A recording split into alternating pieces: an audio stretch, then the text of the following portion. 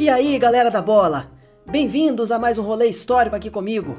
Eu sou o Fergus e você está no canal Futebol Atemporal. Vamos voltar no tempo para dar uma espiada no incrível universo do futebol feminino. Acredite ou não, houve uma época em que o futebol era considerado apenas para marmanjos e as mulheres acabavam ficando para escanteio na sociedade. Essas super mulheres do passado tiveram que enfrentar diversos desafios para ganhar seu lugar no mundo do esporte. O futebol feminino, antes visto como algo impróprio para as damas, enfrentou um adversário clássico, a mentalidade antiquada. A galera da época torcia o nariz achando que o futebol não era para elas, e que o fato de jogarem bola acabaria com toda a fragilidade feminina.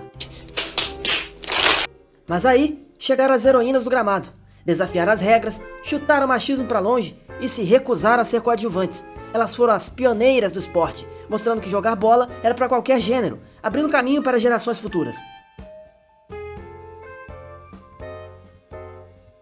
A história começa lá em 1800 bolinha, quando o futebol era quase pré-histórico, e a Inglaterra, famosa pelo chás e pela monarquia, também viu o nascimento das pioneiras do futebol feminino. Uma mulher chamada Nettie Hannibal, que era basicamente a girl power da época, fundou o primeiro clube só para mulheres. Eles chamaram de British Ladies Football Club, ou seja, o clube das minas do futebol britânico. Bem louco! O mais legal é que a Nettie botou anúncios em jornais procurando mulheres que quisessem jogar futebol, e 30 corajosas responderam ao chamado, e assim o time foi formado, com uma galera de classe média. Só que tinha um detalhe, as roupas da época eram mais apertadas que enlatado. Imagina tentar marcar um gol usando aquilo. Realmente. A turma do British Ladies sofreu nessa questão. A coisa até tava indo bem, mas a Football Association, que é tipo a chefona do futebol inglês, não botou fé nessa ideia toda e deu um fim no clube. Ih, rapaz. Aí veio a Primeira Guerra Mundial. Enquanto os caras estavam ocupados nos campos de batalha, vocês acham que as mulheres deram conta da parada? É claro. Elas mandaram bem nas indústrias e o futebol começou a se espalhar pelas fábricas. E saca só como a vida é engraçada. A guerra, que é horrível, meio que abriu um espaço para as mulheres no esporte. Tá bom. Depois disso, o futebol masculino voltou com tudo, mas o interesse no futebol feminino continuou só crescendo e crescendo. Times surgiram e mais mulheres entraram em campo.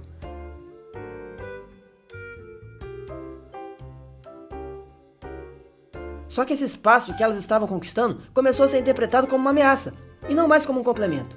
Percebendo isso, a Football Association resolve proibir de vez o futebol feminino nos estádios. O quê? Não acredito. Mas claro que a mulherada não iria desistir assim tão fácil. Elas não abaixaram a cabeça e, como forma de protesto, criaram sua própria liga, a English Ladies FA, que depois virou WFA, e mandaram um recado claro. Não vai ter golpe. E aí, elas passaram a jogar em campos de rugby, já que quase todos os estádios estavam proibidões. Que jogada de mestre! Pulando umas décadas na história, chegamos em 1966, ano de Copa do Mundo, que teve como vencedora a Inglaterra, e isso dá um boom no futebol do país. A Football Association, mais esperta dessa vez, passa a permitir que as mulheres joguem nos estádios e, de quebra, reconhece a English Ladies FA como a chefe do futebol feminino. Ah, bom. Mas o Brasil, claro, também queria fazer parte dessa partida. Mas foi só lá no início dos anos 20 que rolou o primeiro jogo, entre catarinenses e paulistas, como uma forma de entretenimento durante uma festa junina em São Paulo. E não parou por aí. O futebol feminino ainda chegou a virar atração de circo pouco depois. Mas mesmo com todos esses altos e baixos, o futebol feminino começou a crescer aqui no Brasil a partir da década de 40, com times e campeonatos pipocando nos subúrbios do Rio de Janeiro. Em outros cantos também, como Belo Horizonte e São Paulo, a parada já começava a pegar fogo. Inclusive foi em São Paulo que organizaram um jogo de futebol feminino no estádio do Pacaembu. E é aí que a treta começou. Algumas almas puritanas da sociedade não curtiram nem um pouco essa exposição toda. As notícias sobre mulheres botando a bola pra rolar deram o que falar, e o pessoal do público e as autoridades da época se mobilizaram com tudo para tentar dar um cartão vermelho nessa história toda. Eu não ouvi o que eu ouvi? E aí o presidente da época, o tal Getúlio Vargas, decidiu trazer um processo de regulamentação do esporte no Brasil. O cara criou um Conselho Nacional de Desportos e instituiu um decreto-lei, que botou o pé na porta e proibiu não só o futebol, mas todos os esportes que eles achavam que não eram coisa de mulher ou da natureza feminina. Que merda, hein? Mas mesmo quando tava na ilegalidade, o pessoal não deixou a peteca cair. Os times de resistência continuaram jogando pelo Brasil afora. Aqui tem coragem. E pode acreditar, muitas mulheres foram parar atrás das grades simplesmente por jogarem futebol. E essas histórias estampavam jornais, bem na cara de todo mundo. Só em 79 que a bola voltou a rolar para as mulheres no Brasil. foi revogada a lei que as proibia de jogarem futebol. Mas não era lá essas coisas não. Nenhum clube ou federação dava atenção e o preconceito continuava firme e forte.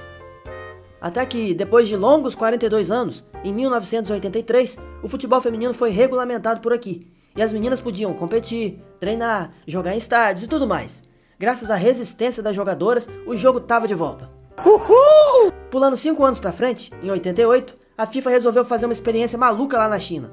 Um mundial que ia ser meio que um teste, mas acabou dando origem à famosa Copa do Mundo de futebol feminino, como conhecemos hoje. E o Brasil não ficou de fora dessa festa, é claro. Montaram a nossa primeira seleção com as feras dos times Radar, do Rio de Janeiro, e Juventus de São Paulo. Eram os times mais famosos da época.